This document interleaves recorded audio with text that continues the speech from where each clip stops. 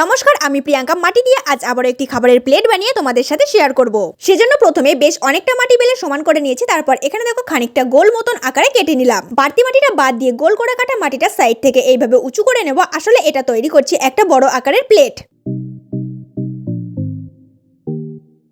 Plate তৈরির জন্য মাটিটা গোল করে কাটলেও এখানে দেখো প্লেটটা খানিকটা চৌকো আকার হয়েছে। যাই হোক, প্লেটটা জল দিয়ে সুন্দরভাবে মসৃণ করে নিলাম। তারপর এটা সাইডে রেখে দিয়েছি। প্লেট তৈরি হয়ে গেছে, তবে প্লেটে রাখার জন্য কিছু খাবারও তৈরি করতে হবে। সেজন্য এখানে খানিকটা মাটি সমান করে বেলে নিয়েছি। তারপর বেলে নেওয়া মাটিটা এইভাবে ভাঁজ করে নিচ্ছি। আসলে এটা তৈরি করলাম পাটিসাপটা পিঠে। আবারও খানিকটা মাটি বেলে সমান করে নিয়েছি। তারপর একইভাবে আরেকটা পাটিসাপটা পিঠে তৈরি করে নিলাম। এবার দেখো বেশ খানিকটা মাটি নিয়ে খানিকটা মোটা রেখেই চ্যাপটা করে নিলাম। তারপর এক সাইডটা একটু নিচু করে নিচ্ছি। আসলে এটা তৈরি করছি ভাপা পিঠে। এবার এটা জল দিয়ে হালকা করে মসৃণ করে নেবো। তারপর পিঠের ওপরে যেমন ফুটো ফুটো মতন দেখতে হয় সেটা করে দেবো। আশা করি তোমরা এতক্ষণ নিশ্চয়ই বুঝতে পেরে গেছো আজকের যে খাবারের প্লেটটা তৈরি করছি সেটা আসলে পিঠে পুলির প্লেট। জ্যৈষ্ঠ মাসে যেমন জামাই ষষ্ঠী স্পেশাল বেশ অনেক কিছু খাবার বানিয়ে তোমাদের সাথে একটা লং ভিডিওর মাধ্যমে শেয়ার করেছিলাম, ঠিক তেমনই এই শীতকালের সময় পিঠে পুলির প্লেটটা তৈরি করছি। পাটিসাপটা পিঠেটা যেমন দুটো তৈরি করেছি, ভাপা পিঠেটাও দুটো তৈরি করে নিলাম।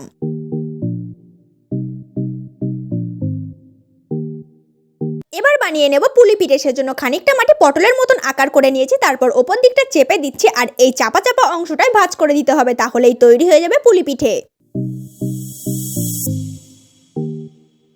একটা পুলি পিঠে তৈরি। চলো আরেকটা পিঠে বানিয়ে নেওয়া যাক। সেজন্য দেখো মাটিটা প্রথমেই পটলের মতন আকার করে নিয়েছি। তারপর এখানে ওপর দিকটা চেপে সমান করে নিলাম। তারপর জল দিয়ে হালকা একটু মসৃণ করে নিলাম। এবার এই ওপরের চাপা অংশটাই ভাঁজ ভাঁজ করে নিলেই পুলি পিঠাটা তৈরি। এবার দেখো খানিকটা মাটি চ্যাপটা করে নিয়েছি। তারপর চেপে চেপে ভেতর দিকটা বসিয়ে দিচ্ছি। আসলে এটা তৈরি করছি লুচির মতন যে পিঠেটা ভাজতে হয় সেটা। আর এই পিঠেটাকে কিন্তু আমি ভাজা পিঠে বলেই জানি, তোমরা কি নামে জানো সেটা অবশ্যই জানিয়ে দিও। তবে পিঠে বা লুচি তৈরি করলে দুটো দিকে এরকম ফুলকো থাকে, তবে আমি একটা পিঠি তৈরি করছি যাতে দেখে বোঝা যায় হ্যাঁ এটা ভাজা পিঠে। জিনিসটা তৈরির পর জল দিয়ে ওপর দিক থেকে হালকা মসৃণ করে নিয়েছি। তারপর আবারও একটা তৈরি করে নিচ্ছি, কারণ সব পিঠেগুলো যেহেতু দুটো করে তৈরি করলাম, এটাও না হয় দুটোই তৈরি করলাম। তৈরির পর দেখো এখানে প্লেটটা রেখে সব পিঠেগুলো একে একে সাজিয়ে দিলাম। তো মাটির তৈরি আজকের পিঠে রেডি। এবার এগুলো শুকানোর পর রং করতে হবে। আমার এই মাটির জিনিস তৈরির ভিডিওগুলো দেখে তোমরা অনেকেই কমেন্ট করে জানাও, দিদি তুমি এই জিনিসগুলো এত সহজে তৈরি করে ফেলেছো, আমি তো ভাবতেই পারিনি এত সহজে তৈরি করা সম্ভব। এই যে তোমরা আমার ভিডিওগুলো দেখছো, এতেই আমি অনেক উৎসাহ পাই। আর সত্যি বলতে মন থেকে অনেক ধন্যবাদ আমার ভিডিওগুলো দেখার জন্য। এখানে দেখো মাটির তৈরি পিঠেগুলো শুকিয়ে যাওয়ার পর রং করা শুরু করলাম। তবে প্রতিবারের মতন রং করার আগে প্রথমে প্রত্যেকটাতে সুন্দরভাবে প্রাইমার করে নিচ্ছি। পুলি পিঠে, ভাজা পিঠে এবং ভাপা পিঠে দুটো প্রাইমার করা হয়ে গেছে। আর বাকি রয়েছে পাটিসাপটা দুটো। এই পাটিসাপটা দুটো প্রাইমার করার পর প্লেটটাতেও সুন্দরভাবে প্রাইমার করে নেব। অঙ্কিতা, নিয়ামা, সুপর্ণা ধন্যবাদ আগের লং ভিডিওতে কমেন্ট করার জন্য। আগের দিনের লং ভিডিওতে একটি পদ্ম পাতার ওপর পদ্ম ফুল বানিয়ে শেয়ার করেছিলাম। আর সেই ভিডিওতে তোমরা বেশ কয়েকজন কমেন্ট করেছিলে, তবে শুধুমাত্র 3 জনই নাম লিখেছিলে, তাই তোমাদের 3 জনের নামটাই বলতে পারলাম। যাই হোক, প্লেটটিতেও প্রাইমার করা হয়ে গেছে। আর আজকের এই খাবারের প্লেটটিতে লাল রং করে নিচ্ছি।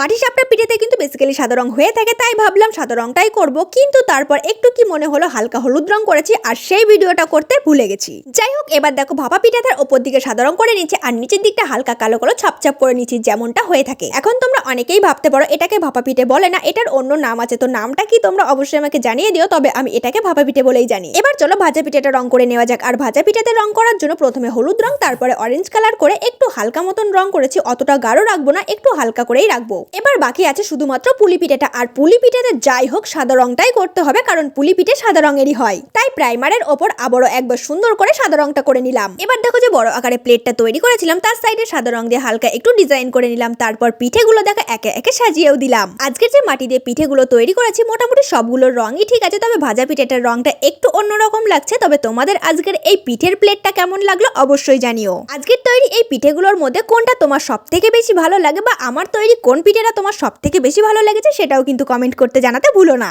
তো যাই হোক, আজকের এই খাবারের প্লেটটা এখানেই কমপ্লিট করলাম। তো নেক্সট ভিডিওতে কি দেখতে চাও অবশ্যই জানিও, আর খাবারের জিনিস তো অবশ্যই সাজেস্ট করে দিও। ভিডিওটা ভালো লাগলে অবশ্যই একটি লাইক করে চ্যানেলে নতুন হলে সাবস্ক্রাইব করে দিও।